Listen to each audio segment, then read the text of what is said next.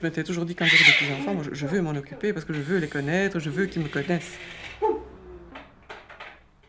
Si mes enfants sont d'accord, évidemment, je ne vais pas m'imposer non plus, mais s'ils sont d'accord, j'aimerais bien pouvoir m'en occuper au moins un jour par semaine pour la voir grandir, pour qu'elle me connaisse quand j'arrive, qu'elle sache qui je suis et avoir vraiment une bonne relation. Et donc ça, c'est un jour précieux, c'est le jeudi, ça, c'est immuable. Là, je n'ai jamais laissé tomber un jeudi et j'espère qu'on n'obligera jamais à laisser tomber un jeudi parce que c'est le jour où vraiment je reprends... c'est ma bouée, hein, je reprends de l'oxygène autant que je peux. Et ça, c'est l'autre pôle, évidemment. C'est le petit bout qui grandit et qui sourit. Et ça, c'est vraiment très, très gai. C'est tout l'inverse des personnes... de quand je vais chez mes parents et que je suis triste de les voir vieillir, perdre des facultés et de voir leur tristesse aussi, parce qu'ils sont tristes eux-mêmes, bien sûr. Hein. Oui, c'est sûr. Ça. Oui, ça, c'est une chose qui s'est installée petit à petit. Hein. Parce que donc au départ, quand j'ai commencé à les aider, c'était plus pour tenir compagnie un jour par semaine, plutôt contre leur solitude que pour les aider. Ils faisaient très bien leurs courses tout seuls, ils faisaient très bien tout seuls. Je ne devais vraiment m'occuper de rien. Donc j'allais vraiment un jour par semaine pour dire je vais les voir un jour par semaine, oui voilà. On peut me demander des petites choses, ou bien les courses pour les choses les plus lourdes, les boissons, des choses comme ça. Mais ce n'était pas vraiment nécessaire. Petit à petit, c'est devenu nécessaire et obligatoire, on va dire, entre guillemets, parce que petit à petit, maintenant, ils comptent sur moi et ils ont besoin de moi. Ce qui n'était pas le cas au départ. Au départ, j'ai commencé parce que je voulais les voir. Mais maintenant, c'est devenu indispensable. Et ils ont 94 et 95 ans. Ah oui, ils sont vraiment âgés.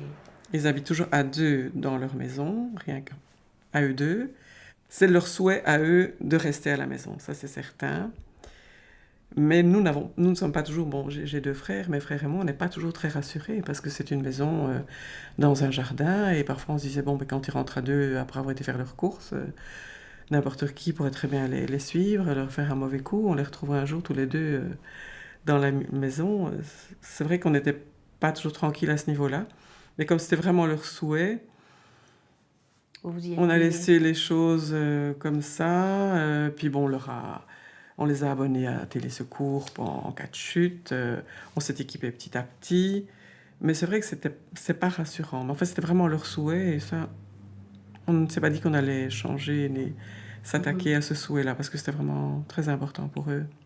Il y a la gestion de la maison aussi. C'est une maison qui est la maison de mon enfance. Donc, elle a son âge. Et c'est une fois la toiture, et puis c'est le chauffage, et puis c'est la plomberie, et puis c'est toutes des petites choses qui viennent s'ajouter, qui l'air de rien... Oh oui, ça veut dire deux maisons à gérer finalement. C'est vrai que j'ai parfois l'impression que je gère deux ménages, hein, parce que aussi au niveau, bon, les papiers, papa fait encore un maximum ses papiers, mais simplement les virements bancaires, il les a fait le plus longtemps possible, jusqu'au jour où à la banque on lui a dit, ben écoutez, on ne sait plus trop lire vos chiffres, il faudrait les faire par Internet, et je prends les virements aussi. Et donc, petit à petit, comme ça grignote de plus en plus de temps, et on se dit qu'il faudra quand même bien mettre ses limites aussi. On est juste à la croisée des chemins, parce que maintenant, ma maman a fait une chute il y a un mois, elle est restée hospitalisée un mois, et pour qu'elle puisse sortir de l'hôpital, il fallait qu'on ait une structure mise en place. Et on n'avait rien. Enfin, à part que... J'avais depuis un an à peu près des dames qui venaient loger la nuit, mais on n'avait rien. Ah oui, donc vous aviez... Oui, depuis un an, j'avais trouvé, par le bouche à oreille, 3 personnes qui venaient loger, qui se relayaient et qui passaient la nuit de 9h du soir à 9h du matin. Mais la journée, ils étaient seuls. Et bon, le nombre de fois que papa m'a dit que ces personnes ne servaient à rien parce qu'elles venaient dormir et qu'ils n'en avaient pas besoin, on a tenu bon, alors qu'envers et contre tout, il nous disait toujours, on n'en a pas besoin. Mais on a tenu bon. Mais maintenant, avec la sortie de ma maman de l'hôpital, on s'est trouvé à devoir prendre des décisions rapides parce que l'assistante sociale de l'hôpital nous disait ils ne peuvent pas sortir comme ça, c'est pas possible. Votre papa ne sait plus gérer votre maman.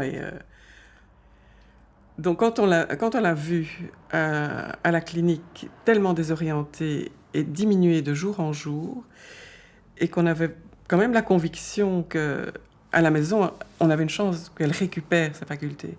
Parce que j'avais déjà entendu et lu de différents côtés qu'en retrouvant son environnement, on pouvait espérer une amélioration. On a tout misé sur cet espoir d'amélioration. Et on s'est dit donc, c'est mieux qu'elle retourne à la maison que de trouver une maison de repos. Parce qu'une maison de repos, on va de nouveau la placer dans un environnement qu'elle ne connaît pas. elle va peut-être de nouveau sentir ce sentiment d'abandon, puisqu'elle nous a dit « vous m'abandonnez ici ». Donc on s'est dit que si on la mettait en maison de repos, ça allait continuer. Et donc on s'est dit, si on veut miser tout sur une amélioration de sa santé mentale, il faut miser sur la maison. Et là, on a trouvé maintenant une association que nous a renseignée l'assistante sociale de Sainte-Élisabeth aussi, et qu'on a démarré il y a 8 jours. Hein, donc c'est tout récent. C'est tout récent. J'ai été très perturbée au départ, enfin, très occupée au départ pour mettre tout ça en place, être sûre que ça allait bien nous convenir.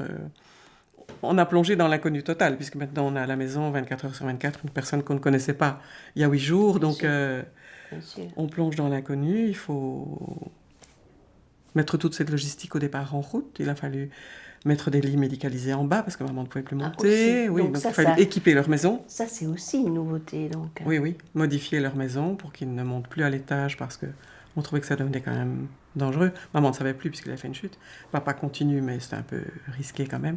Donc on a mis 2 lits en bas. Donc on a dû organiser un coin plus ou moins salle de bain dans la cuisine. Enfin, il a fallu aménager leur maison. Et maintenant, elle est là depuis lundi. Donc ça ne fait quand même que quelques jours.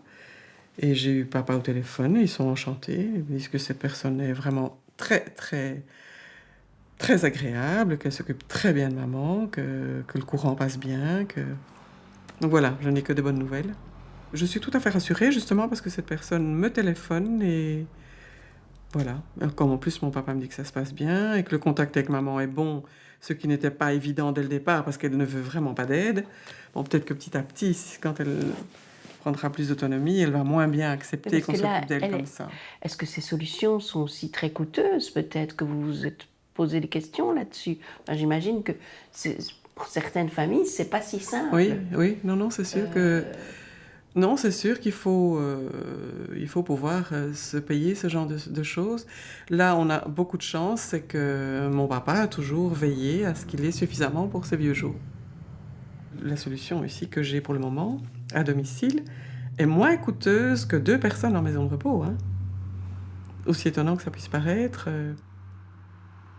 Je ne m'imaginais pas du tout de leur réduire leur espace tout d'un coup à un petit appartement, un petit studio.